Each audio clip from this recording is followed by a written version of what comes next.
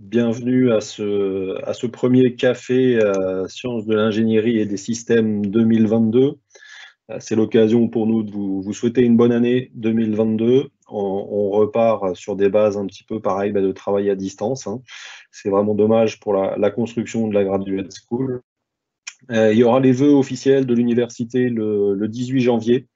Donc, vous pourrez normalement aussi les voir à distance. La Graduate School, les Graduate School y ont participé aussi. Donc, normalement, tout le monde y est invité aussi, hein. Donc, l'objectif de ces cafés, je vous rappelle, c'est de découvrir un spectre large de tout le périmètre de la Graduate School.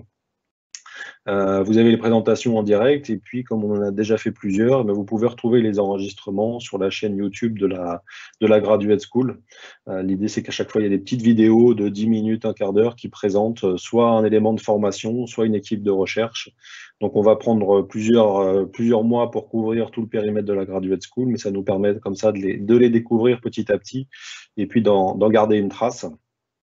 Le prochain, il aura lieu le 3 février. Ce sera autour de la santé. On a réuni des équipes de recherche et de formation autour de la santé pour le 3 février. Aujourd'hui, on va avoir plutôt le thème de la mécanique des fluides. Et donc, on a demandé à Caroline et Frédéric de présenter d'un côté une équipe de recherche et puis un parcours de master, comme on le fait les autres fois. Donc, je donne tout de suite la parole à Caroline pour la partie recherche, et puis on enchaînera après sur la formation. Bonjour à tous, donc je vais vous présenter les activités en mécanique des fluides et énergétique menées au sein de mon laboratoire qui s'appelle le LISEN, pour Laboratoire interdisciplinaire des sciences du numérique. Et je vais commencer en fait par quelques chiffres pour ce nouveau laboratoire. Donc en effet, il a un peu plus d'1 an puisqu'il a été créé le 1er janvier 2021. Et il est issu en fait du regroupement de 16 équipes de recherche du laboratoire auquel j'appartenais, donc le LIMSI, et du laboratoire en recherche en informatique, ainsi que des services de soutien et de support à la recherche. Et donc nous comptons environ 200 personnes permanentes et 200 personnes non permanentes, comme les doctorants, les postdoctorants et les CDD. Donc le laboratoire est situé sur 2 lieux différents, tous sur le plateau. Donc il y a d'abord un site qui s'appelle Belvédère qui en fait correspond aux 3 bâtiments 508, 512 et 507, et un autre site qui s'appelle le site La Plaine qui est au bâtiment 650. Donc nous avons 2 directrices qui sont toutes les 2 directrices de recherche au CNRS, donc Sophie Rosset et Joanne Cohen, et le laboratoire est organisé sous 5 départements. Les thématiques que nous étudions sont à la fois en fait au cœur des sciences de l'ingénieur, mais également au cœur des sciences du numérique. Et nous avons également des thématiques interdisciplinaires comme l'intelligence artificielle et sciences des données, l'interaction humain-machine, le traitement automatique des langues et de la parole, ainsi que la bioinformatique. Donc, de façon plus détaillée, donc les 5 départements sont listés ici. Donc, nous avons sciences et technologies des langues, interaction avec l'humain, sciences des données, algorithmes, apprentissage et calcul, et le département mécanique des fluides énergétiques que je vais vous présenter par la suite. Donc actuellement, le responsable est Didier Lucor, il est directeur de recherche au CNRS, et au sein du département, nous avons 2 équipes, une qui s'appelle COMET, pour couplage, multiphysique et transfert, dont je suis responsable, et l'autre équipe s'appelle DataFlow, pour Data Sciences, Transition, Fluid Instability Control and Turbulence, dont les responsables seront Martin Witkowski et Lionel Matin. Donc nous comptons environ 20 membres permanents, ainsi qu'une douzaine de doctorants et postdoctorants et 2 ingénieurs de recherche. Je vais d'abord vous présenter l'équipe dont je suis responsable, qui s'appelle COMET pour couplage, multiphysique et transfert. Donc nous étudions, en fait nous sommes organisés sous 3 thématiques. Tout d'abord la magnéto-hydrodynamique, qui va s'intéresser en fait à l'interaction entre le champ de vitesse, le champ magnétique et le courant électrique, et ça de façon majoritairement numérique et théorique, en utilisant le code numérique-Frémons, qui est un code maison. Ensuite, nous étudions les écoulements diphasiques, où on va s'intéresser en fait soit expérimentalement, soit numériquement. On va s'intéresser par exemple aux instabilités de gouttes, on voit des formations ici de gouttes, mais aussi des ondes de surface qui vont en fait se propager à la surface d'un volume de fluide. On s'intéresse également à des écoulements faible Mach. Par exemple ici, où il va y avoir un gaz qui va pousser sur un fluide représenté en jaune, donc il va y avoir un cisaillement. Et on fait également en 3 dimensions, où par exemple ici on s'intéresse à la déstabilisation d'un jet d'huile dans de l'eau. On s'intéresse à d'autres couplages également, le couplage au sein de la convection, notamment la convection thermique, dans le thème convection-transfert. Et là, dans ces conditions, il va y avoir un couplage entre la vitesse et la température. Et je vous présente ici des simulations 3D, donc je vous présente une coupe donc obtenue numériquement avec un code maison qui s'appelle SunFluid. On pratique également des expériences, et là cette fois à des très petites échelles, puisque ce sont des échelles micro et nanoscopiques. Et donc on va s'intéresser cette fois au transfert thermique aux interfaces, et cette fois la chaleur va être présente en fait sous forme de phonons. Il va y avoir une interaction entre les phonons et les surfaces qui sont ici en silicium. Et également, à une autre échelle, on s'intéresse en fait au couplage entre les ondes acoustiques et la thermique dans le cadre des machines thermoacoustiques présentées ici. Mais je vais détailler par la suite en fait les différentes images illustrant nos thématiques. Donc, par exemple, en haut à gauche, je représente en fait une batterie à métaux liquides qui sert en fait à stocker l'énergie électrochimique. Qui permettrait en fait d'utiliser un stockage, de stocker l'énergie produite de façon intermittente avec des cellules photovoltaïques ou l'énergie éolienne. Et donc du coup, on s'intéresse numériquement et analytiquement à quantifier les instabilités possibles dans ce genre de batterie. Mais on s'intéresse également donc à la production d'énergie magnétique par transfert d'énergie cinétique, c'est-à-dire qu'en fait, représenté ici, on voit en fait des lignes de champ magnétique qui sont produites par effet dynamo, c'est-à-dire qu'en fait, il va y avoir une conversion de l'énergie cinétique en énergie magnétique, et ce qui va pouvoir produire en fait un champ magnétique comme le champ magnétique qui est produit au sein du cœur liquide de la Terre. Donc ça, c'est dans le thème magnéto-hydrodynamique. L'autre thème qui correspond aux écoulements diphasiques, donc pour rentrer plus dans les détails, ici c'est une expérience qui est donc montée à Paris 7 en collaboration et donc qui présente en fait l'instabilité qu'on voit sur un tore ici de liquide. C'est un tore liquide qui est posé sur un substrat super hydrophobe et en faisant bouger en fait le support, on va créer une instabilité qui va former ces jolis patterns, ces jolis motifs en fait sur le tore, ce qu'on appelle l'instabilité de Faraday. Pour les écoulements toujours diphasiques, là ce qui est représenté, c'est un film ruisselant en jaune, un film ruisselant qui est cisaillé par un écoulement de gaz avant un événement d'engorgement, et donc c'est plutôt des calculs menés en 2 dimensions.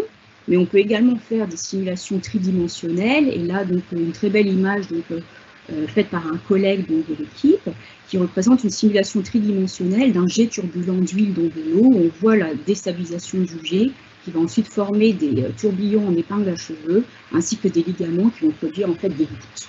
Donc un peu comme dans la formation de spray dans des jets. Pour ce qui est de la convection thermique, donc je vous présente en fait un prototype de convection thermique où c'est une expérience en fait de Rayleigh-Bénard, un peu ce que vous faites dans votre casserole, donc vous chauffez en bas ou vous refroidissez en haut, et lorsque la différence de température est très grande, vous pouvez obtenir un écoulement turbulent qui est montré ici par des visualisations en fait des structures qu'on appelle des panaches caractéristiques donc de cet écoulement turbulent thermique. Et donc, représenté ici, c'est en fait l'expérience qui se passe à des échelles microscopiques dans lequel il va y avoir le couplage entre un fluide qui est l'hélium superfluide très froid, donc en dessous de 1 Kelvin, qui va en fait transférer de l'énergie de chaleur, mais sous forme de phonons. Et donc, tout c'est représenté ici. Tandis qu'à une autre échelle, je représentais une autre étude qui correspond au système de réfrigération thermoacoustique compact, lequel est représenté ici la température moyenne. Donc en fait, on utilise des ondes acoustiques qui vont créer un gradient de température qui va permettre de faire un système de réfrigération embarqué, par exemple, dans un véhicule terrestre. Et donc, quels sont les gens qui participent, entre autres, au sein de l'équipe Comet? Donc, Lutz Hermann, mon collègue et moi-même, pour la magnétodynamique. Pour les écoulements diphasiques, donc Chi-Tung Pham, Nicolas Grenier, Damir Juric. Pour la convection thermique, ce sera Anne Sergent. Pour les transferts aux petites échelles, Jay Amrit avec l'expérience montrée ici. et Virginie Daru pour le système thermoacoustique. Donc, je vais maintenant passer à l'autre équipe, donc, qui se dénomme Dataflow, qui elle comporte donc 2 thèmes. Le premier thème, ITAC, correspond à Instability Transition Turbulence and Control.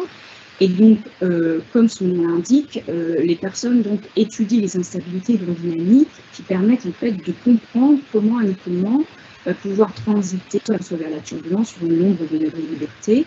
Et c'est appliqué en fait pour différents écoulements, aussi bien des écoulements cisaillés que des écoulements de rotation, des déformations ou des écoulements qui vont induire des déformations d'interface.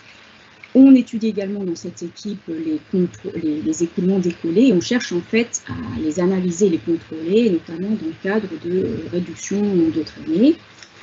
Et également, on cherche à prédire la dynamique de ces écoulements turbulents pour mieux les comprendre. L'autre thème s'appelle Decipher pour Data Enhanced Modeling for Computational Mechanics. Et donc, c'est vraiment basé en fait sur la modélisation augmentée par les données. Et donc, avec cette modélisation, on essaye en fait de créer des modèles réduits qui vont inclure aussi bien la quantification d'incertitudes que de la simulation de données. Et on applique les nouvelles méthodes d'apprentissage automatique ou d'apprentissage informé par la physique sur différents modèles avec des applications dans le cadre d'écoulements environnementaux ou de modélisation cardiovasculaire dans le cadre de la biomécanique. Donc plus précisément, donc, je vais décrire les différentes images illustrant ces thématiques. Donc en haut à droite, on voit en fait un diagramme spatio-temporel qui va montrer en fait une intermittence entre des zones laminaires au sein d'un écoulement de Poiseuille-Plan. Donc ce qui est bleu va être laminaire, ce qui est jaune va être turbulent.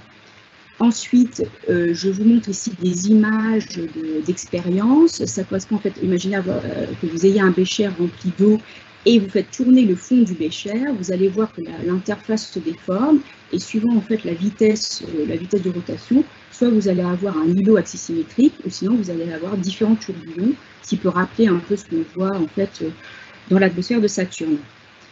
Quelque chose qui est plus lié en fait à la mécanique des fluides et à la simulation des écoulements décollés autour d'un corps de la MED, représenté ici avec une simulation numérique haute performance, avec beaucoup de degrés de liberté, où on voit en fait un critère Q qui montre un peu les zones de vorticité et de force cisaillement.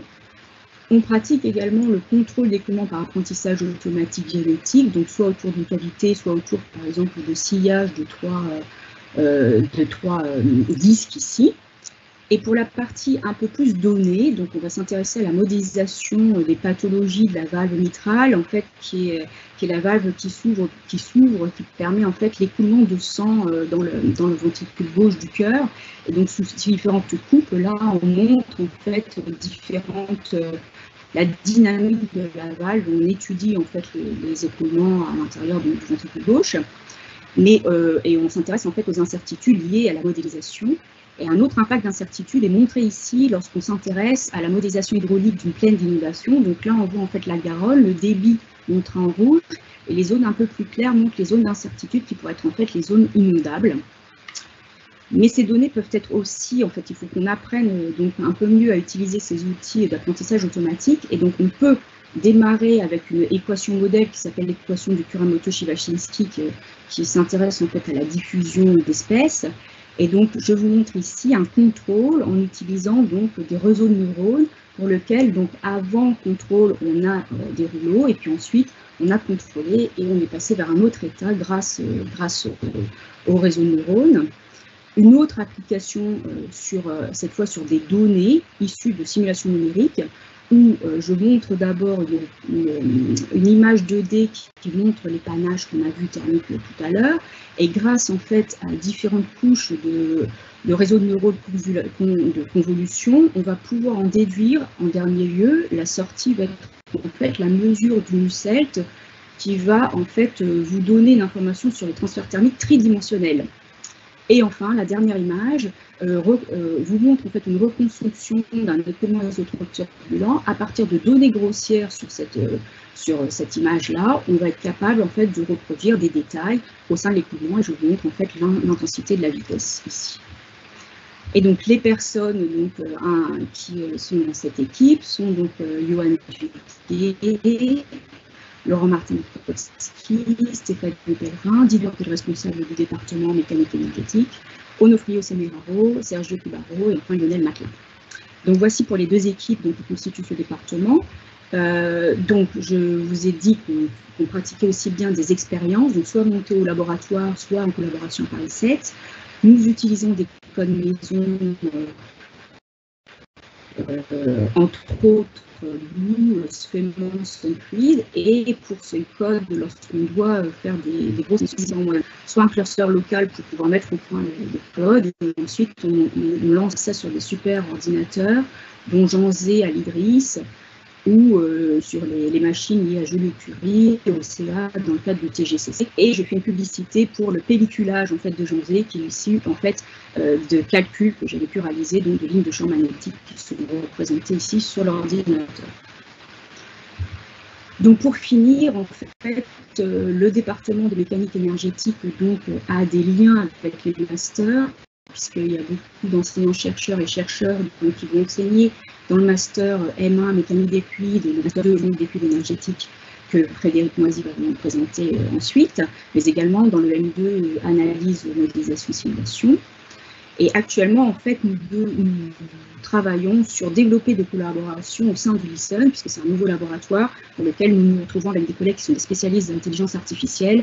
Nous-mêmes, nous sommes des experts en physique et nous voudrions coupler un peu mieux évidemment ces thématiques et également pouvoir bénéficier donc, de l'expertise en termes d'algorithmes de calcul pour pouvoir augmenter la puissance de calcul et la vitesse de calcul que nous pouvons réaliser. Et je parle ici, je vais finir avec les liens et collaborations à développer au sein de l'Université Paris-Saclay. Donc nous sommes depuis longtemps en lien avec le laboratoire FAST voisin, puisqu'il y a un séminaire commun qui existe depuis très longtemps, et nous avons évidemment nous interagissant aussi bien au niveau de l'enseignement, mais aussi de la recherche, et nous espérons bien pouvoir après avoir des liens avec le M2C, le LMT et autres laboratoires sur le plateau.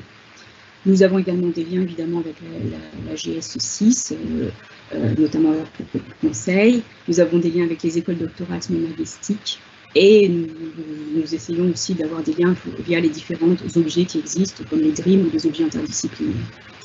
Je vais m'arrêter là, je vous remercie pour votre attention. Merci beaucoup, Caroline. Bon, ben, le lien est fait automatiquement avec la suite. On va pouvoir maintenant donner la parole à Frédéric sur l'aspect de formation qui correspond effectivement, alors un petit peu en lien avec ce qu'on vient de voir, et le master mécanique en particulier. Donc, Frédéric, si tu veux enchaîner, allons-y. Bien sûr. Alors, est-ce que vous m'entendez bien et est-ce que vous voyez bien mon transparent? Très bien. Tout va très bien. Donc, bonjour à tous et puis merci de me donner l'occasion de vous présenter un petit peu ce qu'on appelle le parcours fluide du master mécanique. Donc, en fait, ça regroupe un M1, mécanique des fluides, et un M2, dynamique des fluides et énergétique, dont je suis responsable du master 2. Alors, je vais peut-être commencer par localiser un petit peu ce parcours dans le master et le master lui-même dans la graduate school, parce qu'on a une architecture paris-saclésienne en poupée russe, un petit peu compliquée. Donc en fait, la Graduate School Sciences et Ingénierie des Systèmes comprend une dizaine de mentions pour environ 1500 étudiants qui sont listés ici à gauche. Parmi ces dimensions, il y a la mention mécanique qui compte environ 320 étudiants avec 7 parcours de Master 1 et 8 spécialisations de Master 2.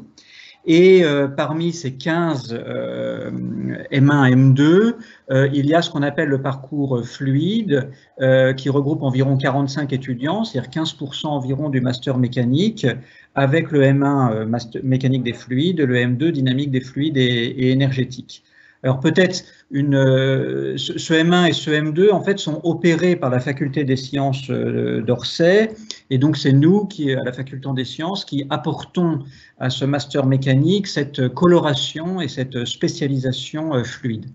Alors pour continuer un petit peu de situer les choses, vous avez ici à gauche la structuration du M1 donc de mécanique, qui est constitué en fait d'un tronc commun dans lequel on retrouve mécanique des milieux continus, mécanique, vibration dans les solides, acoustique, etc., qui permet d'alimenter l'ensemble des parcours de M1. Et ensuite, ici, vous avez les différents parcours de M1, dont le parcours de mécanique des fluides, qui nous emmène vers le Master 2 dynamique des fluides et énergétiques, parmi ces autres Master 2 du Master de mécanique qui sont listés ici. Alors évidemment, du point de vue des applications et des débouchés, je vais naturellement orienter mon discours plus vers le Master 2 parce que c'est lui qui conduit à une plus grande spécialisation vers la dynamique des fluides et c'est ce qui nous intéresse du point de vue des débouchés. Alors, quelles thématiques on couvre? En fait, on couvre essentiellement toutes les thématiques dans lesquelles il y a des aspects fluides, thermiques et énergétiques. Alors, je les liste un petit peu rapidement et ils sont illustrés là sous vos yeux. On a naturellement la thématique de l'aéronautique et de l'aérospatiale, des véhicules, de l'énergie. Alors énergie, ça couvre les aspects hydroliennes, éoliennes, et également en lien avec le nucléaire sur les aspects thermohydrauliques, c'est-à-dire tous les aspects transfert de chaleur et de masse dans des écoulements qui peuvent être des écoulements diphasiques, turbulents et qui sont présents dans une centrale nucléaire. Les aspects efficacité énergétique recouvrent évidemment tout ce qui est thermique du bâtiment. On est également en lien avec les aspects environnement, c'est-à-dire la mécanique des fluides s'intéresse aux écoulements à grande échelle. Ça peut être les écoulements océan, atmosphère, couplage entre les deux, transfert de chaleur et de masse entre l'océan et l'atmosphère et évidemment évolution du climat sur le long terme. Mais également des aspects comme dispersion de polluants, qu'il s'agisse de polluants atmosphériques ou de polluants dans l'océan. Des aspects d'hydrogéologie, c'est-à-dire la compréhension des écoulements dans la matrice poreuse dans le sol, et puis des aspects plus microscopiques, ce qu'on appelle la microfluidique, la compréhension des écoulements à petite échelle et en lien avec toutes les applications de type biomédical ou génie des procédés.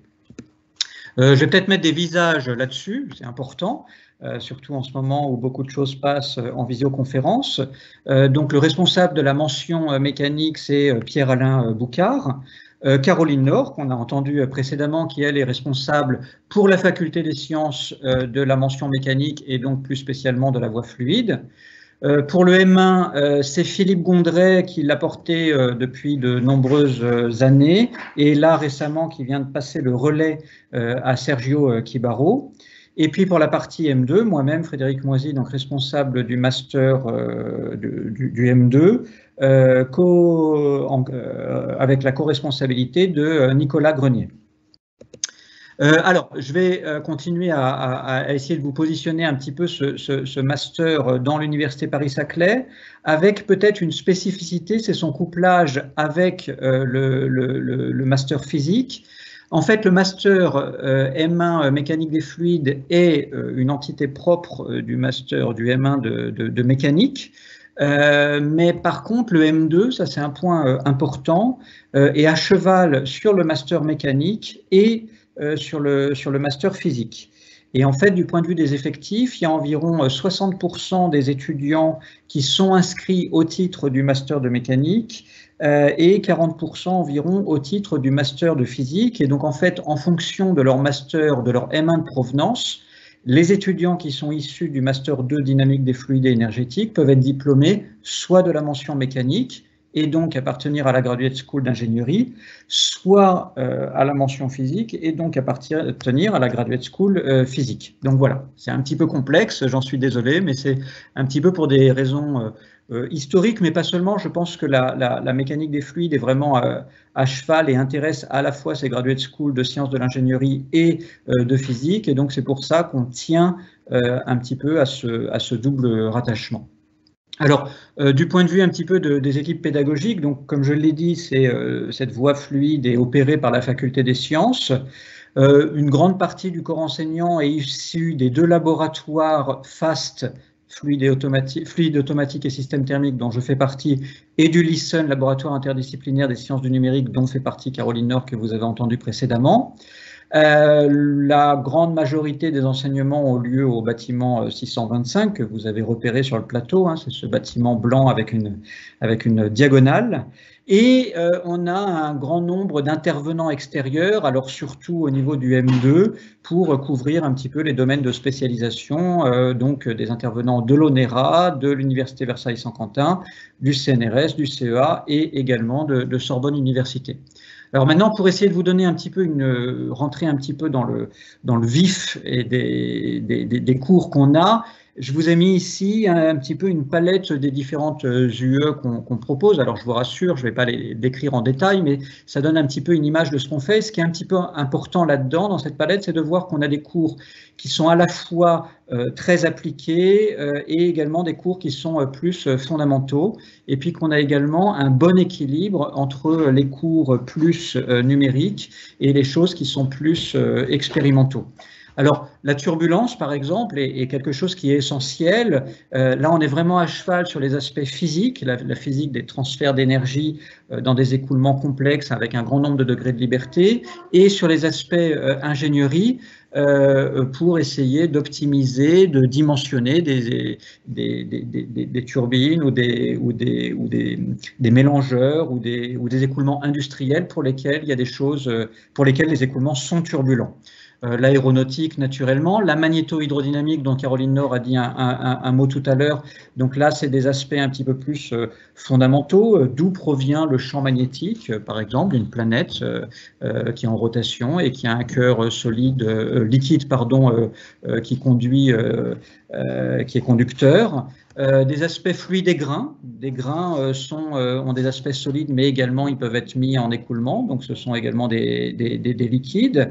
Du machine learning, ça c'est une thématique qui a une importance de plus en plus importante aujourd'hui pour essayer de comprendre et modéliser les écoulements fluides et puis d'essayer de gérer des grandes quantités de données produites par les simulations numériques en mécanique des fluides et essayer d'apporter des aspects prédictifs.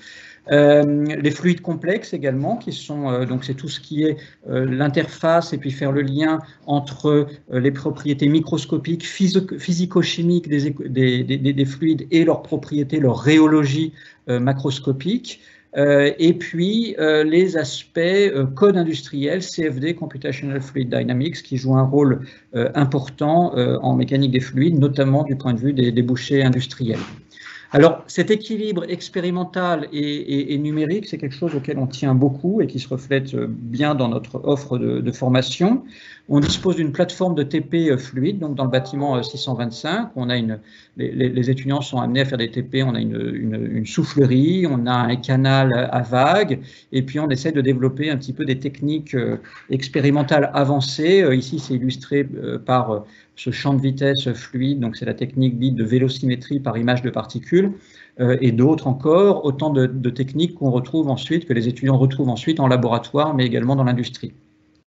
Les aspects numériques sont évidemment au cœur des cours en master. Alors, à la fois au niveau de l'utilisation de code industriel, je peux citer ANSYS Fluent ou OpenFOAM, qui sont, les compétences de nos étudiants sur ces codes-là sont très appréciées des employeurs et ça assure un grand nombre de débouchés dans l'industrie à nos étudiants, mais également bas niveau, c'est-à-dire être capable de coder par soi-même, par les différentes méthodes, par exemple volume fini, les équations de la mécanique des fluides ou de la thermique, les équations de Navier-Stokes, et être capable de les coder directement en Python ou en MATLAB. Et donc nos étudiants couvrent un petit peu cette palette du bas niveau de la programmation elle-même au niveau de l'utilisation de code clé en main industriel. Et je dirais que tous ces aspects-là les rendent très intéressants sur le marché de l'emploi.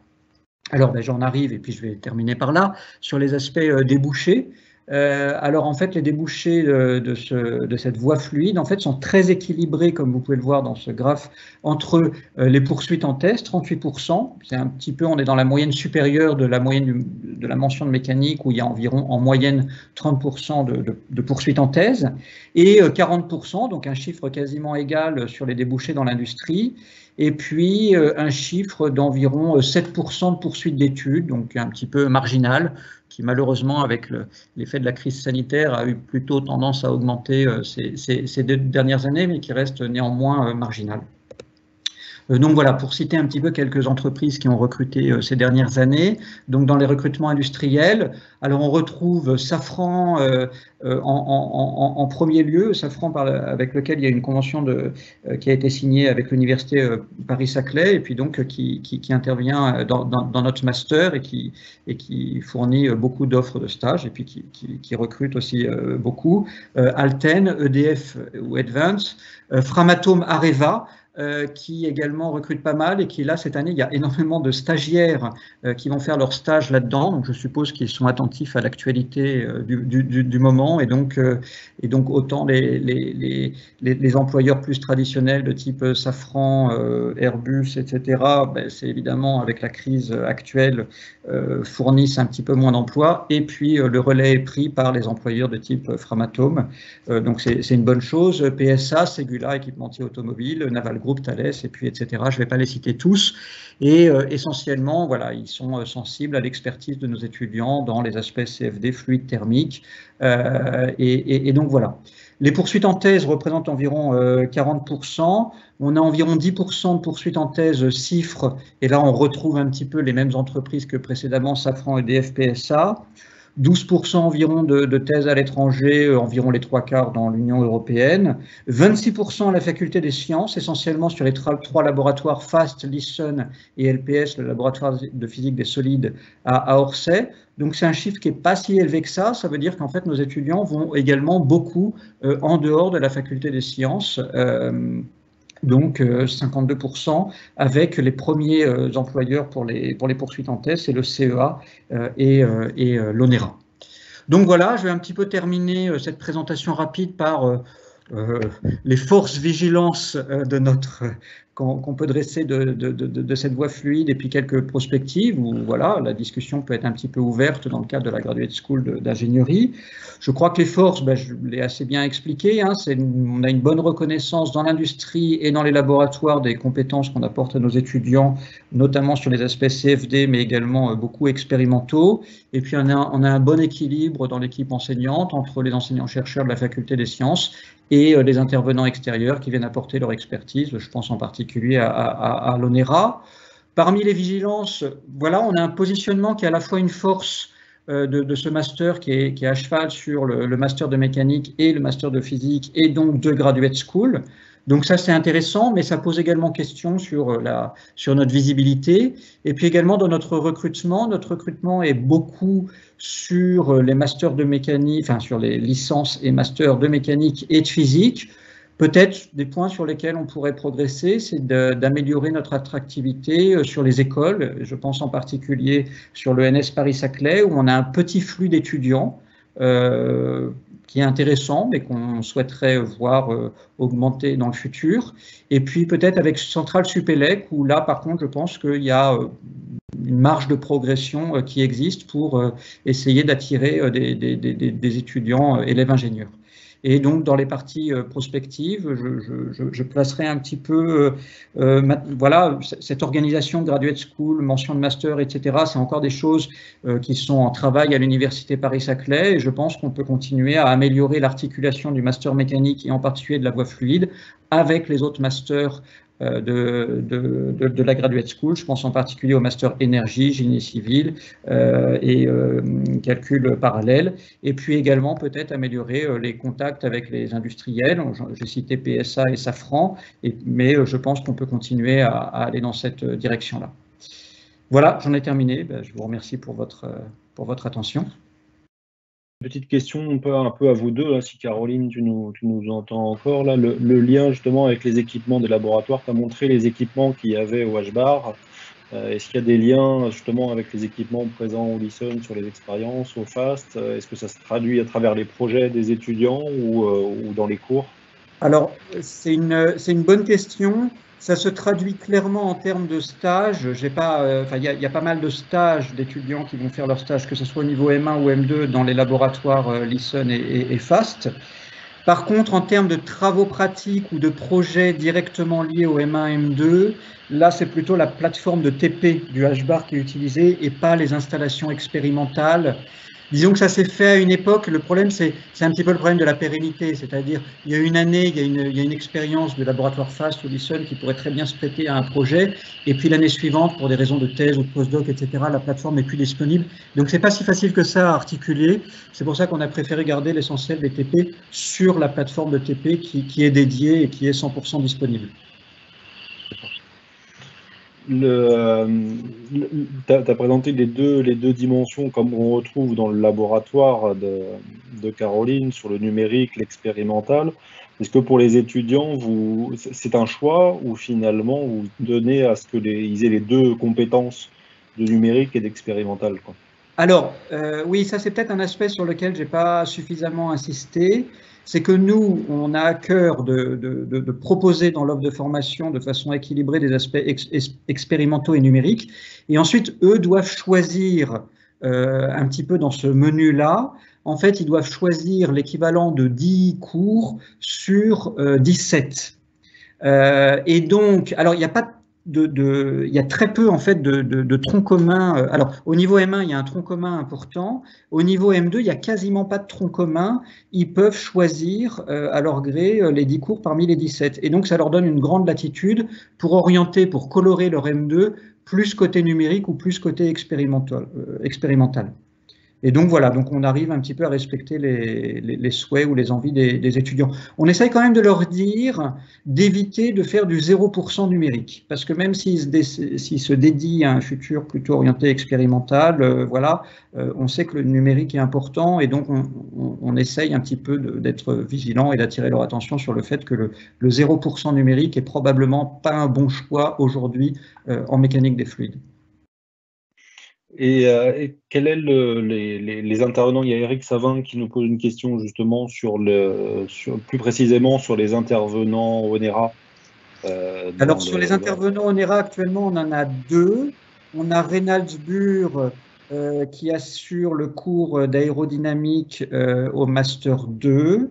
Et on a Sébastien Deck qui intervient également sur une UE, qui est l'UE Turbulence, et qui apporte son expertise dans la maîtrise des codes de ce qu'on appelle les simulations aux grandes échelles et de turbulences de parois qui jouent des rôles importants en aéro. Donc voilà. Très bien. Caroline, tu veux nous redire un petit mot sur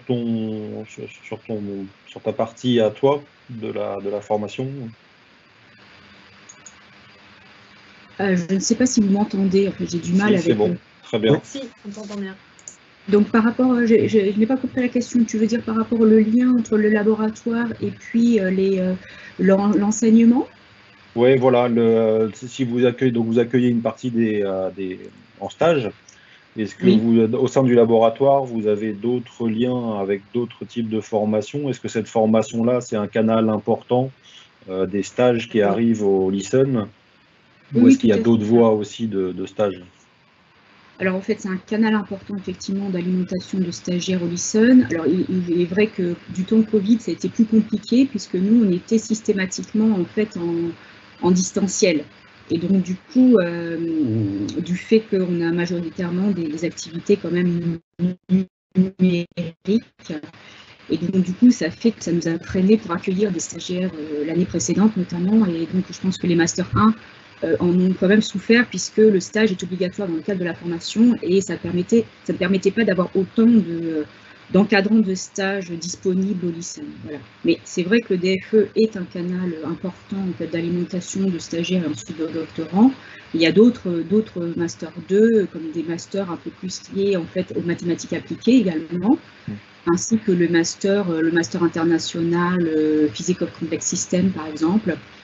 Donc du coup, bon, c'est vrai qu'on essaye d'avoir le plus de stagiaires possible, hein, et avec finalement des profils un peu différents pour essayer d'avoir de plus en plus d'interdisciplinarité, parce qu'il me semble que on doit prendre en fait le train en route et on est bien positionné pour ce qui est de coupler la physique à l'apprentissage automatique informé par la physique. Donc ça c'est très à la mode. Et on est vraiment, normalement, enfin, il faut qu'on arrive à justement bien se positionner et devenir visible par rapport à cette thématique qui ouvre beaucoup de perspectives. Mais c'est vrai que ça nécessite en fait une formation numérique, mais aussi en mathématiques appliquées, je pense, assez bien développée. Et ça, il faut y avoir en tête. Et c'est pour ça qu'il y a une UE qui s'appelle apprentissage automatique, qui est proposée actuellement, couplée à HPC, à Performance Computing, actuellement proposée en Master 2, par deux intervenants extérieurs. Un intervenant qui est issu du lycée, Lionel Matelin, que je vous ai présenté, et un autre intervenant, je crois que c'est Mathieu Lobé, qui, je ne me rappelle plus d'où il vient, Frédéric. Maison de la simulation, qui dépend du CEA. Du CEA, voilà.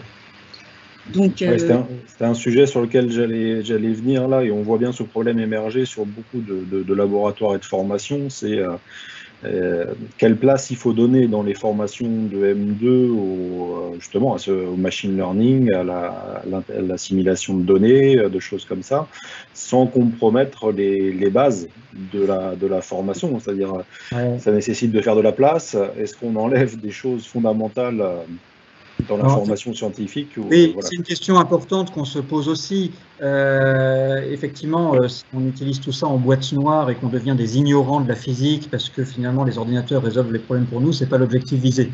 Je crois qu'on est quand même très loin de ce danger.